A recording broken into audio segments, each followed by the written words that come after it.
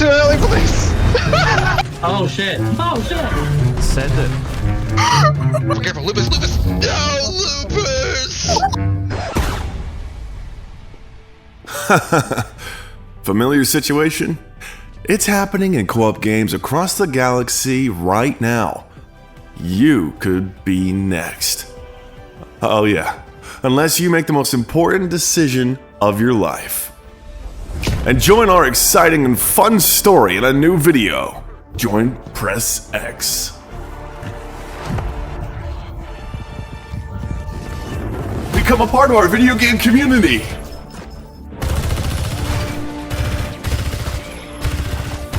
Watch the latest videos.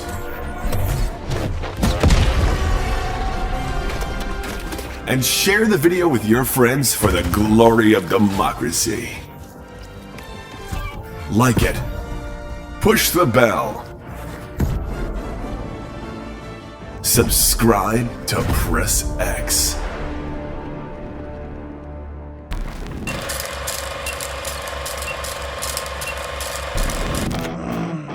Friendly fire in games is fun, don't you agree?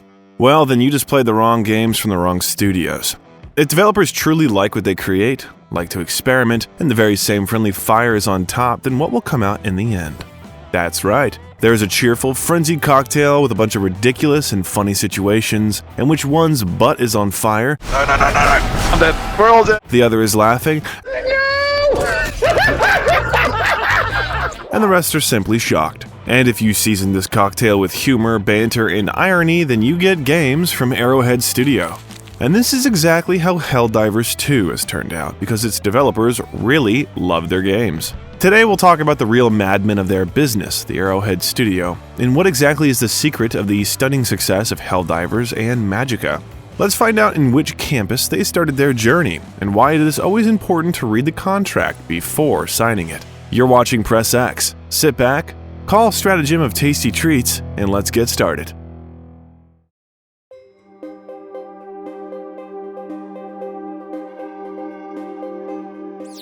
Perhaps the only direction in the game development sphere that consistently surprises today is indie. In fact, small companies and low-budget projects drag down the entire industry since their developers work not for money, but for an idea. Just look at Shadows of Doubt, multiplayer Among Us, or cooperative Deep Rock Galactic, and survival horror Lethal Company. Obviously, the secret to the success of the latter is a creative approach to gameplay between players. The principle, everything becomes more fun and interesting if you do it with friends, has not been cancelled. But still, there's one studio that began its journey as a small company developing low-budget games, and in the shortest possible time, broke out beyond the boundaries of indie games, becoming still the same small company, only now developing large cooperative projects. Very large cooperative projects. The path of this small company began with one Swedish student named Johan Pilestedt, who in 2004 entered Luleå University of Technology to major in computer game development. The faculty campus was located in Skellefteå, a small town in northeastern Sweden, famous for being the birthplace of writer Stieg Larsson. Johan was a real geek. Just count this. He loved fantasy, various board games, especially Dungeons & Dragons, and also played computer games, spending dozens of hours in StarCraft and the first Half-Life. We have a separate video about the history of its creation on our channel, and we recommend watching it. However, Johan spent even more time in mods than in Half-Life itself, for studying them and creating new ones. It was this love for games that brought the guy to the faculty with the desire to learn how to create his own. Yeah, but I started at a really early age. Only because I got this magazine about 3D dinosaurs that somebody had created in I think it was 3D Studio Max. So I pirated that. I downloaded the software and started modeling on my own, because I thought the dinosaurs were so cool. And then I got into games development, of course. But during his university years, Johan was a fairly active student. He served as chairman of the student council and was also the head of the student admissions project. But even before that, at the age of 15 to 17, Pilestedt found himself on the development team for the multiplayer shooter Day of Defeat. This, by the way, was also a mod created on the basis of Half-Life, but over time, Valve bought the rights to it from the developers and published it as a separate game. It's also worth noting that Day of Defeat is painfully reminiscent of Battlefield 1942, which came out a little later, but Johan really liked it. Both games were based on the events of World War II, so the similarity is obvious. However, a little later, Battlefield will still play an important role in Johan's life. Unfortunately, ambition and adventurism did not allow Johan to calmly wait for the release of Day of Defeat. He thought that this game would never be released and left the team shortly before, so he did not receive any royalties from Valve, but instead he moved to the team working on the game Natural Selection. Yes, another mod based on Half-Life, but this time not about the past, but the future, where the Marines fought with the bugs, building a defense from various turrets. The only problem was that the bulk of the project team was in America, and due to the time difference, Johan was a little tired. But Pilestedt remembers those times with warmth. It was a wonderful experience, and it's probably the best days of my life, because I went to high school, came home, slept, went to bed really early, and then woke up so that I would be on US time, so I can with all the devs in the US. And then I stayed up all night, went to high school, went back home, and went to bed. However, Johan also did not gain a foothold in the team working on Natural Selection, but switched to his studies. His parents supported his passion for technology and game development in every way possible, and did not interfere with him in any way. Soon, he entered the university, where a new stage of his development began. 2008 became a point of no return for Johan. There was an event that finally determined his future. The university hosted the presentation of the SGA, Swedish Game Awards, a prestigious and largest competition for video game developers in Sweden. It has been held annually since 2002 and is organized by a student nonprofit organization. Therefore, it is aimed at students of Swedish universities and secondary schools, and especially those studying game development. So you could say that video game development was as eager for Johan as he was for it. In any case, Johan learned that at SGA, young applicants exhibited their projects, demos, and in general, their first developments. Various development companies and producers evaluate this whole thing, and the winner gets a lot of respect and $4,000. In addition, this is an opportunity to make new acquaintances and acquire business contacts. So Pilestedt decided, why not try his hand at something he already liked? Johan talked to his fellow student Emil Englund, and according to another friend of theirs, Malin, they decided, let's create the best game in the world and win this whole competition. They sat down in the dorm kitchen. Well, where else could students develop video games? In America, young people often begin their journey in the gaming industry in their own room on the second floor or basement, where they can lock themselves in and stay awake for long nights in front of a computer monitor. Johan and Emil did not have such an option, so soon a couple more friends in the dorm became interested in their project. Thus, there were already 5 people sitting in the kitchen working on the future game. Johan and Emil, as well as Malin Hedström, Anton Stenmark, and Robin Cederholm. What's the name of the first game you've ever fell in love with? And Contra. New girl, go. Grand Theft Auto. Brutal. I love it. David. Well, I've always been partial to Miss Pac-Man, but I don't see why that... Everybody has that game that they fell in love with because they make it... Without thinking for long, Johan suggested making a game in the fantasy genre and part of D&D, which he had always liked. However, in the late 90s, not to mention the mid-2000s, the fantasy genre was filled with similar games, and everyone around them was pretty much fed up with it. All fantasy games had mechanics for leveling up your character, accumulating points for defeating opponents, many had a mana bar in addition to health, and almost all had dungeons, spells, and potions. Already at level 3, the player could calculate approximately how many wolves were needed to be killed in order to get their character to level 30, so they quit the game ahead of time. After all, fantasy with magic even sounded boring. So Pilestedt invited his friends to make a knight's move and beat the unwritten rules of the genre, thereby surprising the players. Their project was supposed to take a familiar setting as a basis, make fun of all the fantasy cliches that players complained about, hello Gandalf's eagles, and refresh the look at magic by creating something new. Plus, Johan remembered how cool it was to play games with friends. The same Diablo could be played by 4 people, so his game should also be able to be played by 4 people. Thus, the young team imagined a completely new world that the players would discover for themselves, expecting to see a standard fantasy in the game. And this game will soon be called Magicka. And looking ahead a little, let's say that this student development will lead the guys to success at the Swedish Game Awards 2008. Soon, the team will become Arrowhead Game Studios. The doors to a great future will have opened for young developers. Not everyone gets this chance, so it would be stupid not to take advantage of it. Will they succeed? Let's talk about everything in order.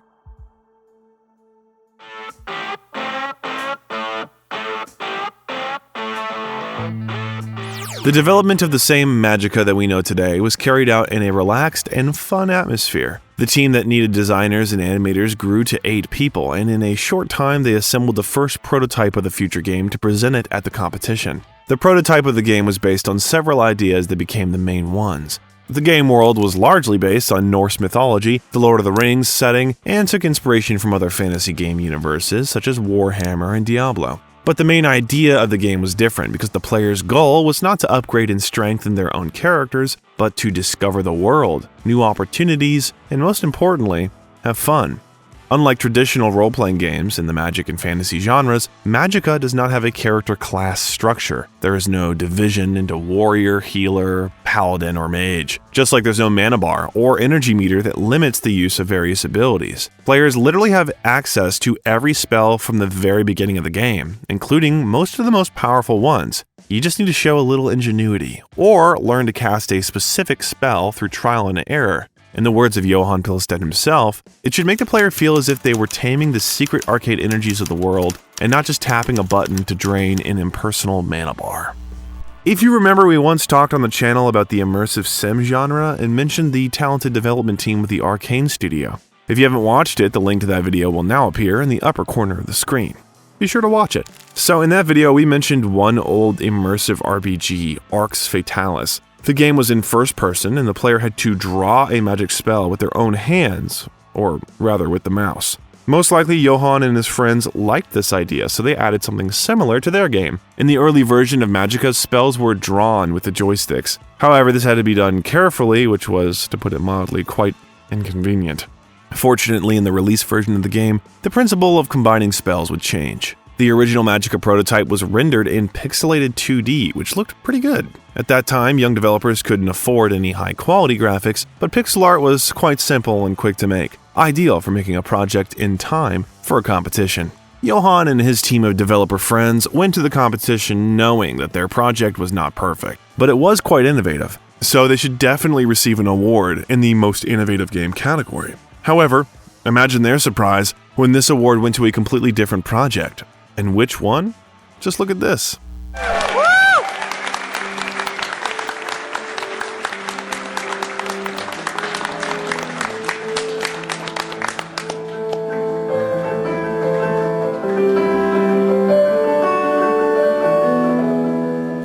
And Johan's team received the main award, Game of the Year. Probably just a minute ago, Pilestedt thought that his career as a video game developer could basically end, and at that moment he was standing on stage holding the main prize of the event and a check for $4,000. But before we move on, let's just take another look at what the first trailer of Magicka looked like.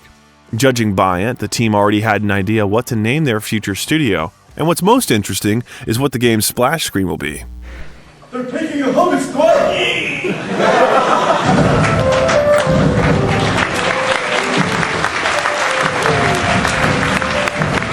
Of course, such an interesting project of young developers simply could not help but interest the representatives of successful gaming companies present at SGA. Experienced developers and publishers such as Paradox Interactive, Avalanche Studio, DICE, Epic Games, and others have been regularly invited to the awards. And yes, many years later, in the present day, among these experienced competition partners will be Arrowhead Game Studios. Do you know who this is? Experienced invited guests prophesized a great future for Magicka if Johan Pilestedt did not abandon his dream and quit working on the project. After winning the competition, Johan and his friends did just that. They simply abandoned the project for an unspecified amount of time and moved on to their studies, which they still had to do. So half a year flew by and Johan wondered what the hell's going on? Why did they simply forget about their brainchild and still have not released that wonderful development into the world? Without wasting another minute, in 2009, Johan founded the company, which he called, as originally intended, Arrowhead Game Studios. The most interesting thing is that Johan and his friends understood how useless they had spent the last 6 months at the university. They did not gain any new information, and practical knowledge could only be obtained through practical means, at work. Therefore, the entire team decided to quit their studies and talk directly to the dean of the faculty for permission. Surprisingly, he did not lecture them about the joys of studying and the importance of attending classes. On the contrary, he was strongly supportive of the guys leaving the university and starting serious video game development.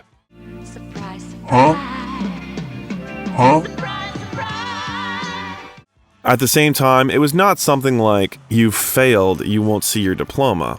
Everything was well organized. Students were allowed to graduate early, were encouraged by a career counselor to pursue their dream careers, and were given space to rent on campus larger than a dorm kitchen. As a result, they had their first office of Arrowhead Game Studios. The team planned to finalize Magicka in half a year, but it took a little longer to create the game.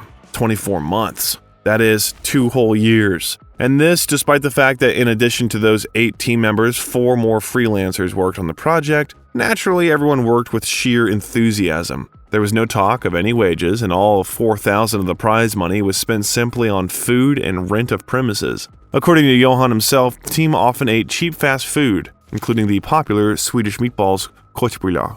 Do you know how these meatballs began to be called after just a year of eating only them? Köttbullar, which means boring buns. Make sure that steak is nice and tenderized. Work it, yeah, stick and move, stick and move. Easy with that salt in the air. Less salt, more butter. And the longer the Arrowhead team worked on the project, the more they switched to an exclusively bread diet.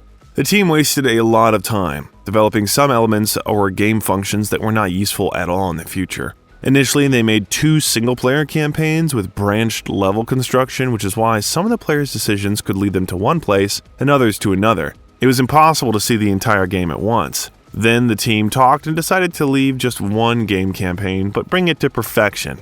After all, a jack of all trades is master of none. The game plot was rewritten to be straightforward, combining 2 campaigns in one, and unnecessary details were completely removed. Casting spells from the joysticks was moved to combining buttons in a certain order, as in Mortal Kombat, and the 2D graphics were upgraded to modern, high-quality 3D with a top view. In addition, the Arrowhead team knew that the game had to be fun from the beginning till the end, and therefore humor occupied an important place in Magicka. If you remember what the game's splash screen looked like, you can imagine the level of absurdity the developers envisioned in the game itself. Therefore, in order to dilute the serious setting of the Lord of the Rings that was boring to the players, the developers added a little British humor to the game, in the spirit of Monty Python and the Holy Grail, the atmosphere of Monkey Island, and the gameplay that especially amused Johan Pilestedt, parody indie game, I Made a Game with Zombies in it.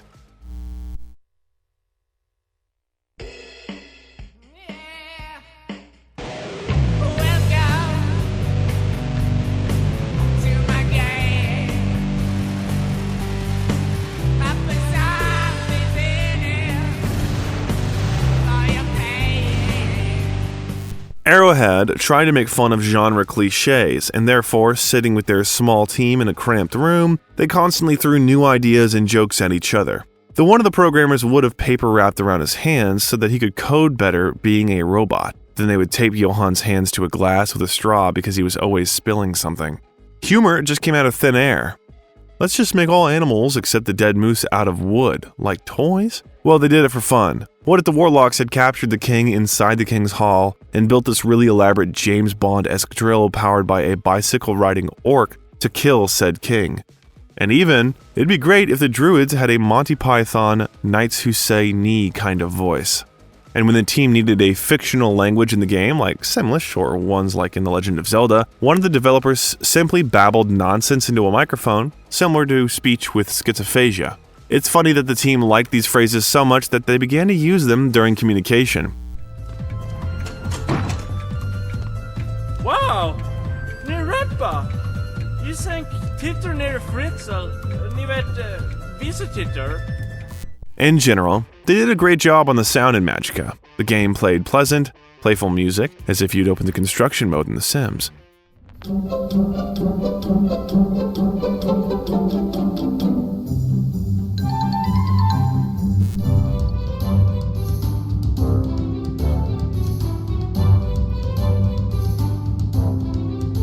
Sometimes giving way to fantasy motifs, matching the medieval atmosphere. And even in the musical design, the developers found a place for humor, adding a direct reference to Battlefield and literally repeating its main soundtrack. Needless to say after this, how much Johan was a fan of the company DICE and their Battlefield. And if you remember that during his school years he himself worked on a game about World War II, then the similarities between Arrowhead and DICE become even more obvious. By the way, Battlefield Vietnam also made a significant contribution to the development of Magicka.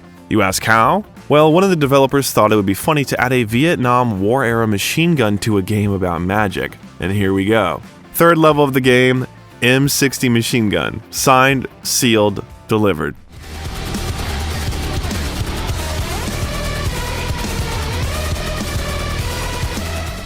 Well, to be fair, this is only a secret weapon that the player can unlock if he copes with all the monsters in the settlement, saving the houses of the local residents. However, Battlefield Vietnam will appear on our radar again in the near future. At the same time, let us remind you that all this time, 8 people were steadily working on the game. People who wanted to remain independent from publishers and large studios, so they felt they would definitely not lose creative control and rights to the game. They would be able to make any changes to the project, like the M60 machine gun, and would not be obliged to listen to the wishes of anyone from above. We can say that they were afraid to stumble. Because of this, Arrowhead Studio was constrained by budget for a long time. When the studio finally ran out of money, looking for a publisher for the game became not an option, but a necessity. This is where the fear of slipping up played a rather cruel joke on the developers. Johan and the team were wary of entering into a contract with large publishers, as they believed that the larger the company, the more difficult it was to build relationships with them. It will take a long time to agree on decisions, you won't be asked for money, and what's more, the rights to the game may be taken away from you. So it's better to start your cooperation with a small publisher with whom the work will go freely, soul to soul. So, in 2009, Arrowhead Studio signed a contract with Paradox Interactive and stumbled. Perhaps it would be better if the mistake the guys made became a reality right away, but unfortunately for them, the truth will only be revealed in 2012, when it would be difficult to influence the current situation. We'll talk about this in more detail a little later, but for now, Paradox Interactive was happy to give the Arrowhead Studio a budget of $400,000, and they set about refining the game. By the end of 2010, Magicka was almost ready. The release date was January 25th, 2011, and the developers themselves went to work on the first official addition to the game, which they really wanted to make, Magicka Vietnam. It is this lesson that has brought us to Vietnam.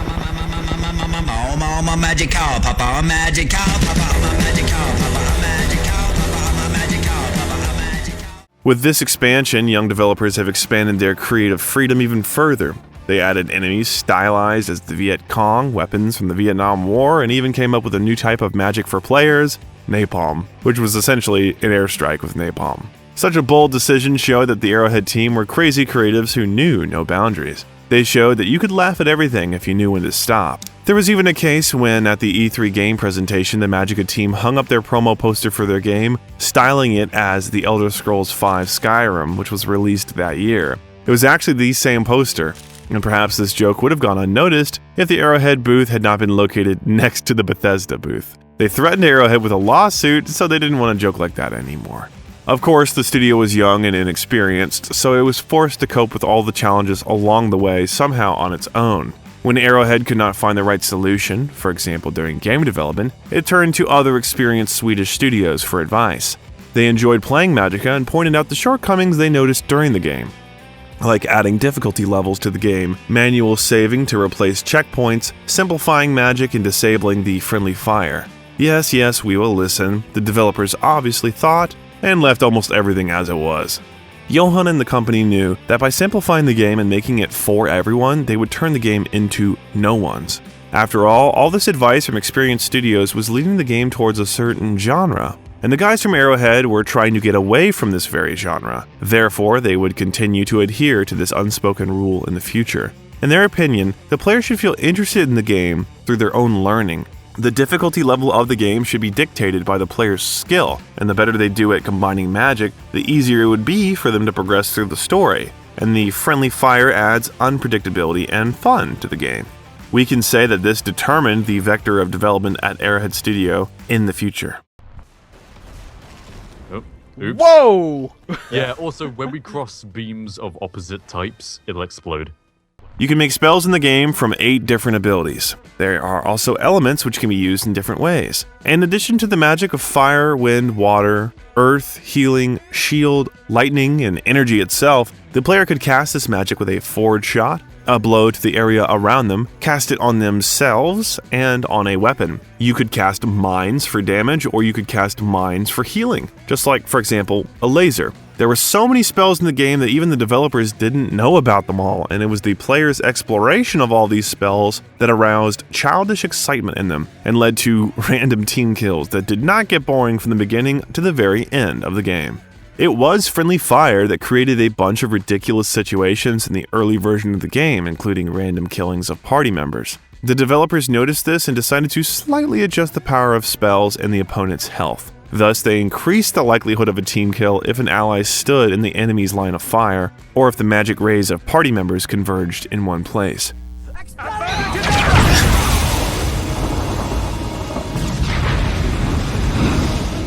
Every time in Magicka, friends find some new, sophisticated way to turn a teammate into a soup set. The only thing that saves you in such situations is a resurrection spell. And now, looking at all of the above, lack of development experience, refusal of advice from experienced gaming companies, emphasis on fun and creativity, tight budgets, development time, and an abundance of rework, somehow a bit too much, Arrowhead Studio released the game, missing one rather important stage of development: testing. However, we can say that the release of Magicka was successful, but at the time the game was released, it was a real nightmare. Initially, the game was criticized for repeated release delays, but when it finally came out, a huge number of bugs and errors appeared, for the game crashed, and many had problems connecting to multiplayer servers. However, the developers made the best decision they could. They didn't stop working on the game, but from the very first days, they set about fixing bugs, promising the gaming community to fix them until the bugs ended. For 2 weeks, Johan Pilstedt's team crunched on bugs, crashes, and other errors, and analyzed the feedback from the gaming community. Every day, there were fewer and fewer bugs, and therefore, users complained less and less. You can even find a transcript on a forum where developers report on their work on bugs. Many errors were eliminated, although some can still be found in the game to this day, but nevertheless, players saw Arrowhead's efforts and were inspired by their concern for their own reputation, for the user experience, and for an exciting, innovating game. That developers are willing to do anything to ensure that players enjoy their product. So, sales of Magicka went up. If in the first 17 days of release, just over 200,000 copies of the game were sold, then as of January 2012, 1.3 million copies of the game had already been sold worldwide. And in addition, sales of the add-on, Magicka Vietnam, accounted for another 500,000 copies. Nowadays, Magicka's sales reach 4 million copies, but that's another story. Success? Success. However, somewhere around this time, it turned out that the Arrowhead team had nothing special to be happy about. They finally learned that more than 2 years ago, they made a serious mistake by signing a contract with the publisher PressX Interactive. The developers became victims of their own carelessness and partly the unfairly cunning greed of PressX Interactive. The add-on, Magicka Vietnam, was the only one released by Arrowhead, and the fate of the newest studio itself hung in the balance.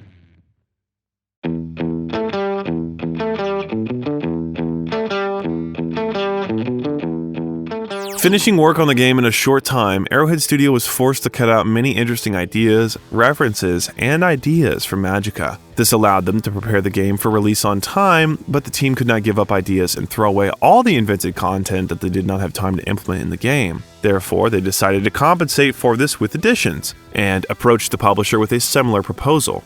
Many additions were developed with new tasks, new character models, weapons, biomes, and even entire worlds in the spirit of Lovecraft. But not all the additions were made by the guys from Arrowhead. Their publisher, PressX Interactive, entrusted another Swedish studio, Pieces Interactive, with which PressX also had a contract, to help the developers with additions to Magicka. This decision was as strange as possible since Pieces Interactive was not a more experienced studio than Arrowhead, nor was it more successful. It developed fairly simple indie games, similar to those now available on mobile phones.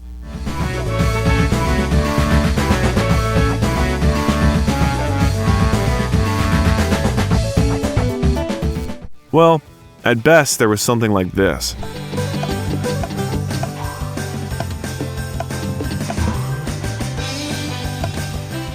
And now, having seen what kind of games Pieces Interactive were involved in, what expectations can there be from the additions that this studio was entrusted to make? We have no questions at all about the quality of add-ons from Pieces Interactive. The community received them negatively.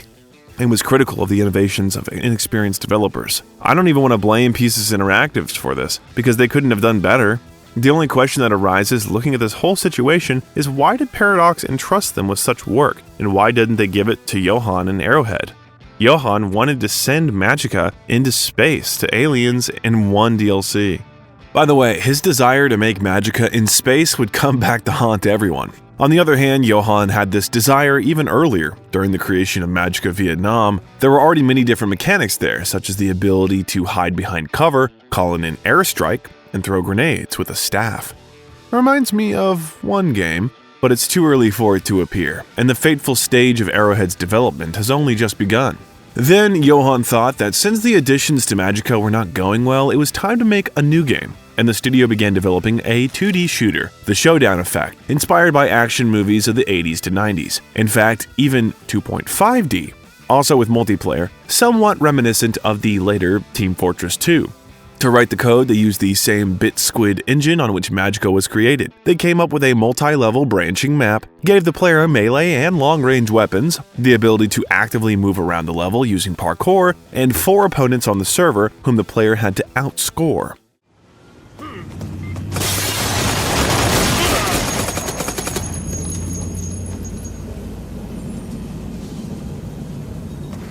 The team worked on the game for about a year, but the result disappointed not only the players, but also the publisher, Paradox Interactive. It turned out to be an ordinary, boring platform shooter for those who like to feel nostalgic about the games of their youth. The game was noticeably lacking in content. Players wanted more maps and weapons, and in return, they received skins for characters. Well, okay.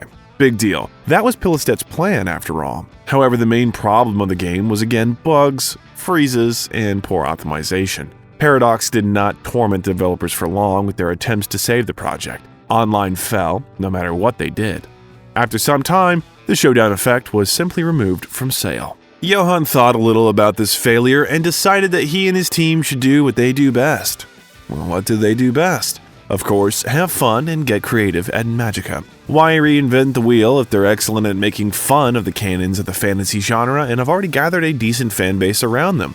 They needed to make a sequel. The team came with an offer to the management of Paradox, and during the conversation found out they did not have the rights to do it. We signed the agreement with them without having a lawyer present, and that caused some differences in what we thought the agreement was.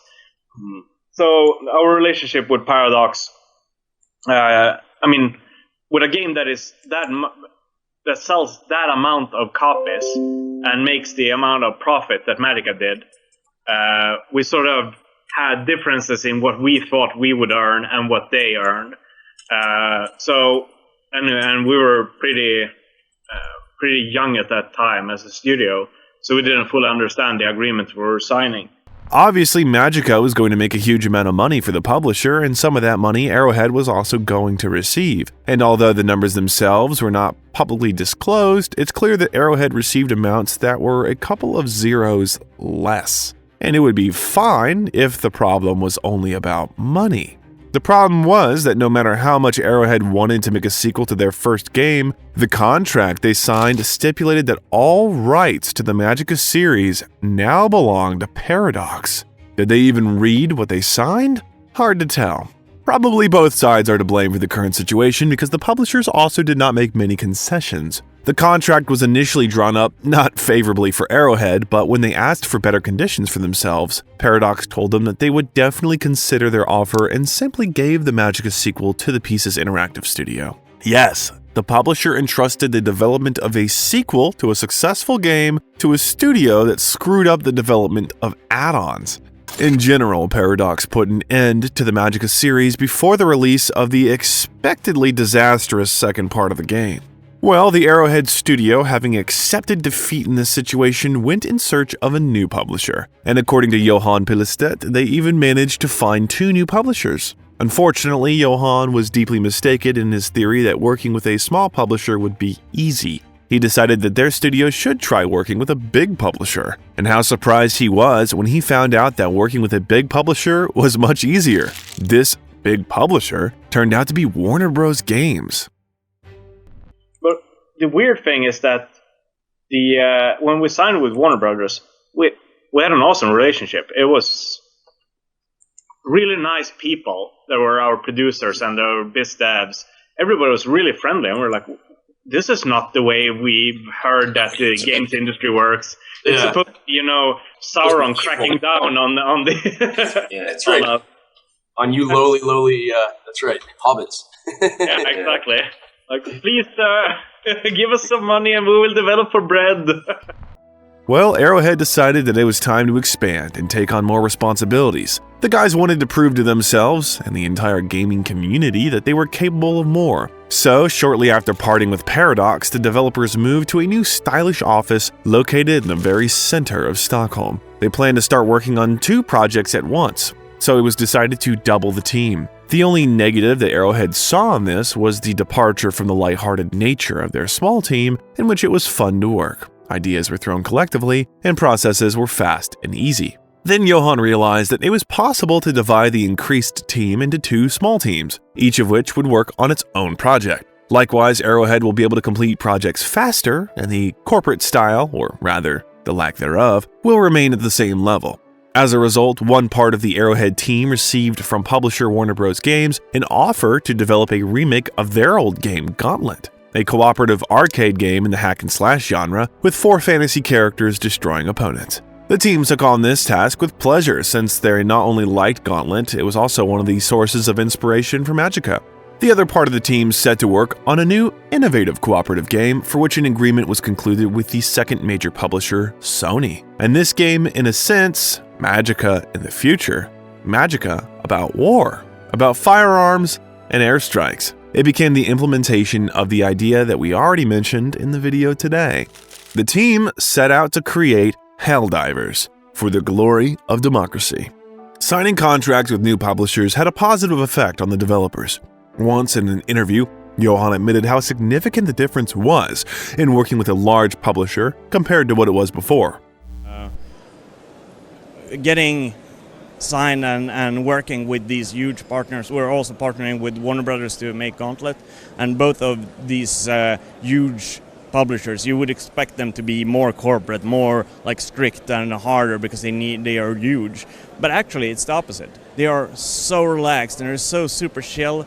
And the producers that we have on Sony, they're super friendly and they're more like a part of the team than they are a part of Sony, which gives them a really in-depth knowledge of the game. Well, this was clearly noticeable in the team's work on Helldivers. Arrowhead Game Studios decided to implement in this game everything that they could not implement in Magicka. According to Johan, Helldivers is a collection of all the things he loves in the genre of art.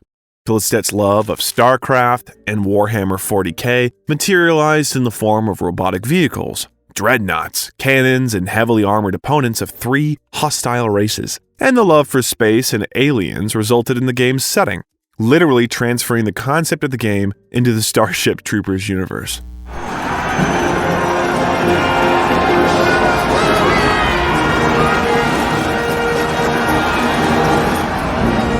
At the same time, Johan wanted to add a strong statement to the future project, ridicule the geopolitical situation in the world, and show that not everything in this world is so simple, and there is a certain gray morality. The team was not thrilled when they heard this idea. Then they found a compromise somewhere in the middle. Let the statement be somewhere between the lines. This is how managed democracy appeared in the game. The same democracy only in profile. That is, democracy with more predictable elections.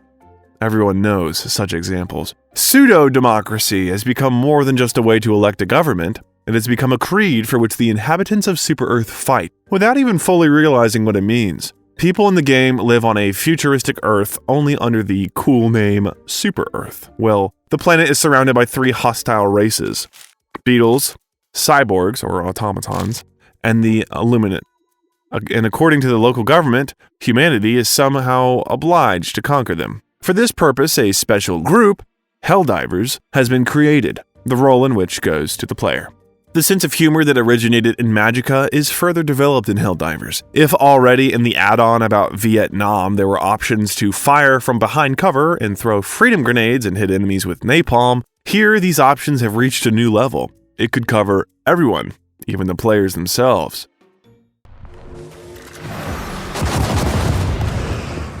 Well, to replace the mechanics of witchcraft and mixing magic, a new unique mechanic was added to the game: stratagems. There are several of them in the game, but the player decides which ones are best to use depending on the map and their own playing style. For example, a player can use a stratagem aimed at providing additional firepower or mobility, or order auxiliary abilities such as an airstrike. You can even call your own armored vehicles. To do this, simply enter a specific code combination using the arrows, much like in the early version of Magicka. Well, in order for the intensity of fun in the game to reach the previous level of Arrowhead, the developers left the opportunity to absurdly lean back, getting caught in the crossfire, falling off a cliff, finding yourself at the point of an airstrike, and simply getting under the delivery of equipment, weapons, or a teammate respawning.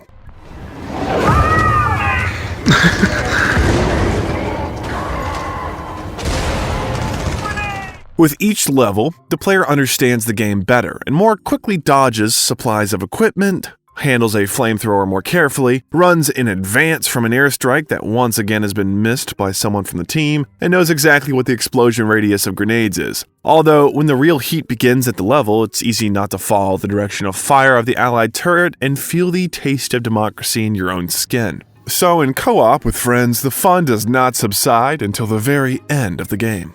Perhaps it is in this fun that the success of the game lies. It's easy to come up with a funny plot in a game, write a couple of jokes in the characters' dialogues, or, for example, make the main antagonist's feature of slurring speech. But making the gameplay itself funny in a game is a task with an asterisk, which not everyone can do. It was a 1-2 punch for Arrowhead Studios.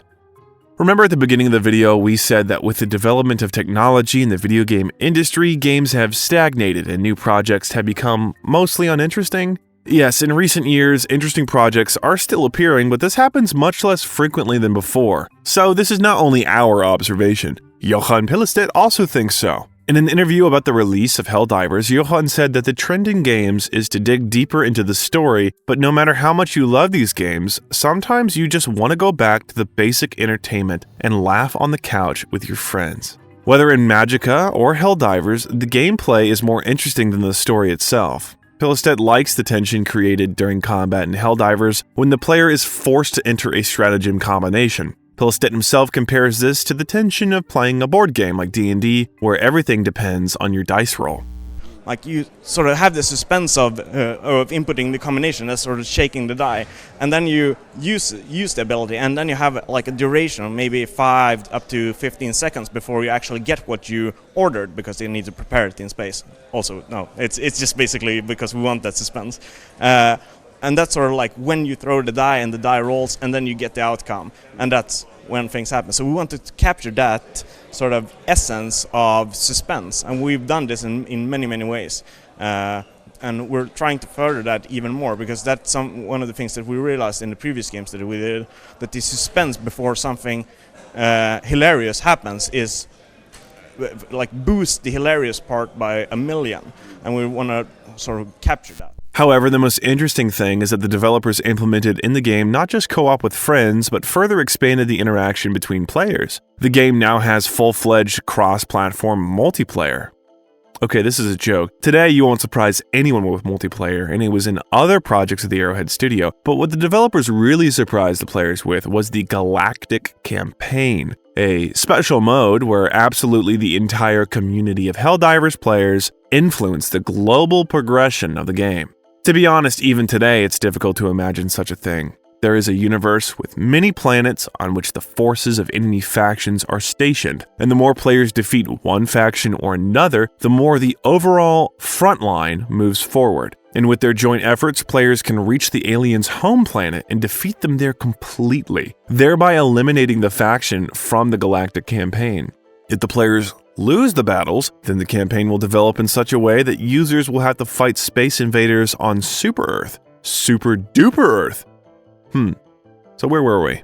Helldivers was released in March 2015, and it only took 4 days for it to sell 1 million copies. Arrowhead Studio has expanded its usual 4-person gaming co-op to 1 million users. After all, another random player could join your mission at any time and help you win, or lose. The players liked the Galactic Campaign so much that even after the game's release, the developers repeatedly expanded and restarted the campaign after its completion. At the 19th Annual DICE Awards, held by the Academy of Interactive Arts and Sciences, Helldivers received the nomination Action Game of the Year and a victory in the category Handheld Game of the Year for the PlayStation Vita version. In addition, the game was nominated for Best Art and Best Handheld Game at the Nordic Game Awards. Arrowhead Studio was again expecting success, but by that time, part of the team has also made Gauntlet.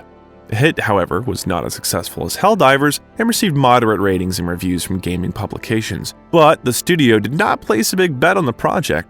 It was a fairly faithful remake, absolutely in keeping with the spirit of the original created 30 years ago. Only minor changes to the combat mechanics and the addition of modern equipment did not impress either new users or old fans of the game by and large. It lacked creative gameplay and all the fun for which everyone loved Arrowhead Studios.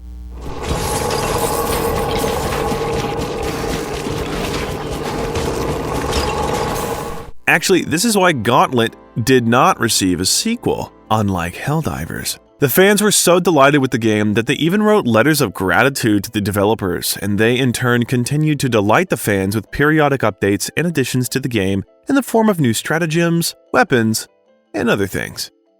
The Sony company was more than satisfied with this turn of events, so they soon allocated some kind of cosmic budget for the development of a sequel to the game.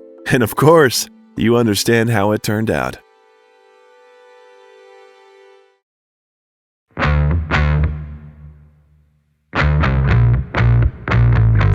The success of Helldivers prompted Arrowhead to make some changes. They say this is sometimes useful to avoid stagnation and continue to improve. Arrowhead Studio has once again been replenished with new employees. And in addition, it has combined two parts of the team into one so they can all concentrate their efforts on a secret future project. The studio's staff grew to 60 people, but there was still no news about the studio's new games. The only thing that is known is that the former luster of the small team has not gone anywhere. Even after the expansion of the staff and the colossal success of Helldivers, Johan and his friends still remained mischievous geeks, lovers of Warhammer, computer games, and joint entertainment.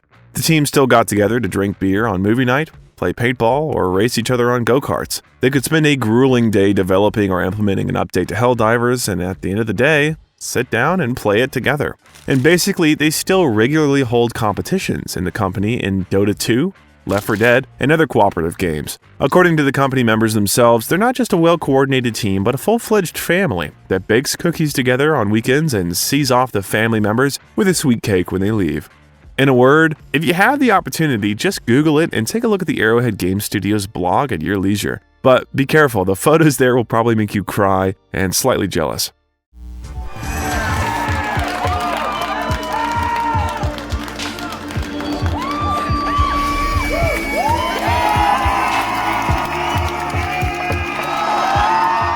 It was in this relaxed atmosphere in the kitchen of a student dorm that Magicka was created, and in the same atmosphere the new game from Arrowhead was created. In December 2020, the studio announced that they were working on a third-person shooter. However, in fact, the work has been going on slowly for 4 years, and in September 2021, due to an information leak in the cloud gaming service GeForce Now, everyone learned that Arrowhead had been working on Helldivers 2 all this time. The team created the game on the same engine as the studio's early projects, Autodesk Stingray, formerly known as BitSquid. It's noteworthy that at the time of the announcement of the new game, the engine was no longer updated and was not supported by the creators. Because of this, the team encountered some difficulties during the development process. Johan recalls, "The project started before Stingray was discontinued. Our crazy engineers had to do everything, with no support, to build the game to parity with other engines. And although in the next couple of years some rumors surfaced online, and sometimes even 12-second snippets of future gameplay, in general Helldivers 2 was developed in absolute secrecy until May 2023. Then at the PlayStation Showcase, the studio officially announced Helldivers 2. Soon they showed a gameplay trailer which did not hide the blood and cruelty of the future game. And finally, after almost 8 years, on February 8th, 2024, Helldivers 2 was released. The sequel to an already successful game came out just... Firstly, the series changed its genre. If the first Helldivers was a top-down shooter, then Helldivers 2 is an MMO PvE where the player literally plays the role of a fighter for life. His own, his teammates, the life of democracy, and of course the whole humanity. Now the user sees the world around them from a third person and can enjoy cool modern animations of explosions, reloading, and raincoats. Oh, he had a great look. Oh, the cape and the boots. No capes. They can appreciate dynamic lighting, high-quality graphics, and pleasant color correction. The game looks an order of magnitude higher than its predecessor. How does it play? Well, great. The process of exterminating alien races has become more comfortable and simpler. Now the players can see with their own eyes whether there is an enemy in front of them where they should aim at, and can quickly turn around on the spot and evade attacks. Now when playing with friends in co-op, users are not limited to one common screen, beyond which it is impossible to leave if they run in different directions. You can go anywhere and to anyone, and thanks to this, the chance of shooting a teammate has dropped sharply. In addition, in the first part of the game, stratagems called by players often had a lethal outcome for themselves. Either the turret would start shooting in the back, or the ordered improvement would fly from the camera side directly onto the head. This also became a little simpler in the second part of the game. The player now sees a bright beam of light in front of them and can move away from the approaching delivery. From all this, we can conclude that playing with a specific goal, bringing democracy to new worlds and winning, has become much easier. But it turns out that the game has lost its main advantage. Cooperative fun? Not at all. Accidents in Helldivers 2 still happen, just less often and on a larger scale, and therefore they have become more unique. For example, the damage to your allies has increased many times over, and if you were hit by one of your teammates, you're probably already in the next world. There is realism at its finest. The shooting mechanics have become easier only on paper, because in reality the aim in the game is not stable and does not guarantee hitting the enemy. In addition to the nominal point in the center of the screen, the player's weapon also has a real sight, a dot that jumps across the screen, depending on whether the player is running, shooting on the move, or simply his weapon has a gigantic spread. And the fact that this spread exists means there's already a certain probability of catching a stray bullet, and there are also homing mortars, which generally work on the principle of hit your own so that others are afraid, because they cannot distinguish enemy targets from friendly ones. The radius of explosions and napalm strikes has increased, the impact force of landing stratagem orders too. The world has become much larger, but it has also become more dangerous and treacherous. In Helldivers 2, there are no locations created for the sake of the fullness and scale of the world. Here, on every square meter, battle is in full swing, or will soon be in full swing. And even in an open field, danger may await the player, because when he steps there, a local flock of beetles or some kind of equipment explosion will decide to punish him.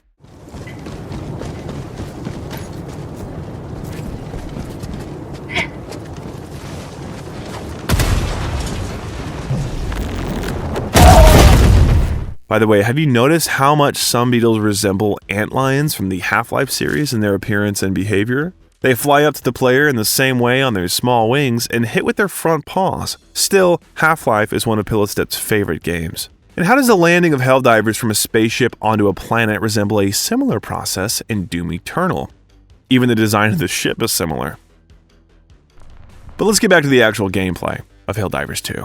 In the sequel, the game world has become even more complex and physically thoughtful. It is simply more difficult to move in a snowy biome than on scorched earth, and if the player's character has received some kind of injury, and here, due to circumstances, this happens regularly, then it will also make itself felt and complicate gameplay. You can't run with a broken leg, and after a powerful explosion, you can get a concussion. After just 5 minutes of wandering the unknown planet alone, bumping into mines and enemies, the player is forced to team up with his teammates in order to survive. Yes, you can walk everywhere alone, but fighting off a swarm of bugs and repairing some kind of device by yourself will be a little difficult. The game seems to give the user such an opportunity, but at the same time pushes them to independently come to team interaction. After all, it's easier to do everything in a team. Players can choose a specific fighting style for themselves or even try to complete the level in stealth mode. The beetles in the game react to the sounds and the player's movement. Even if someone called a stratagem in the wrong place, accidentally blew something up, or threw a grenade at you, playing together is still safer and more fun. Ridiculous and at the same time cool situations will happen to you all the time, and cooperative interaction is difficult to overestimate. Just look how much easier it is to fire thanks to the joint loading of weapons.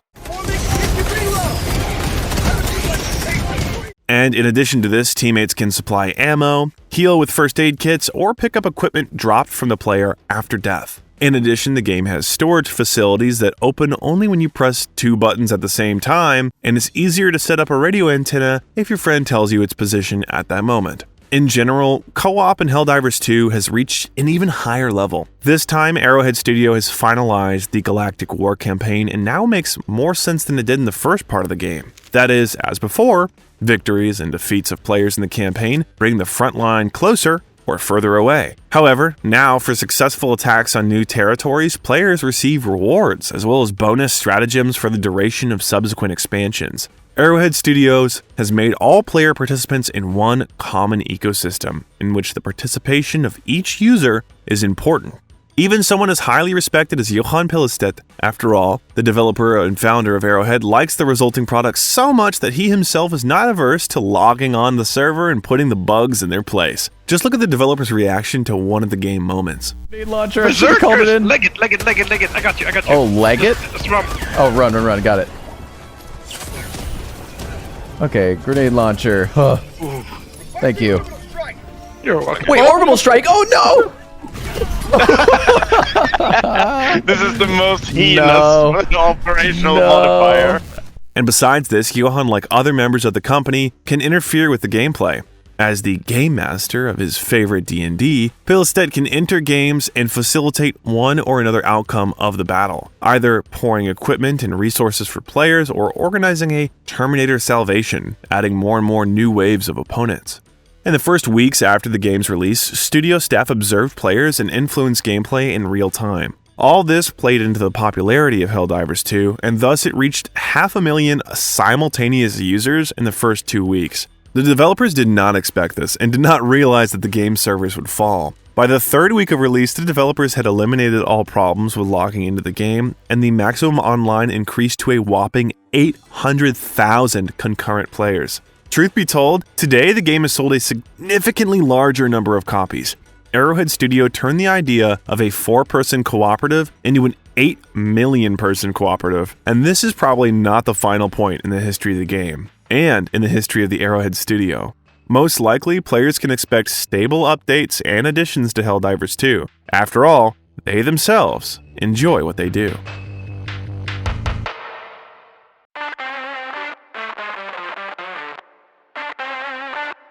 Arrowhead Studio is a prime example of a company that prioritizes not its own earnings, but the quality of the product it's working on. This small company of geeks and adventurers lost almost everything after an unsuccessful contract with Paradox, but did not lose faith in themselves. Arrowhead proved to the whole world that even after losing their favorite game and profit, they can get back on their feet and give the world another Magicka. Money is generally just a pleasant bonus for them. The main thing is to have fun with friends and do what they like, and they like to make games that you can play with friends. After all, there's nothing better in life than friends and a great time spent together. They definitely won't stop playing Helldivers 2 anytime soon. They've been playing it for months since the first game came out. What can we say about the second part and a possible third?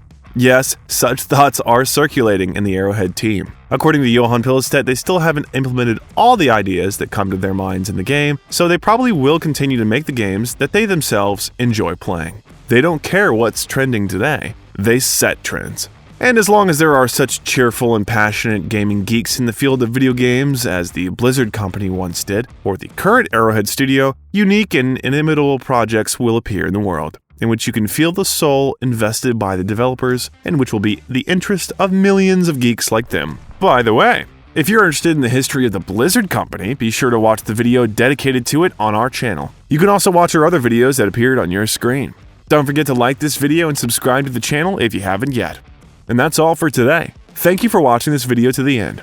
It was PressX. See you soon.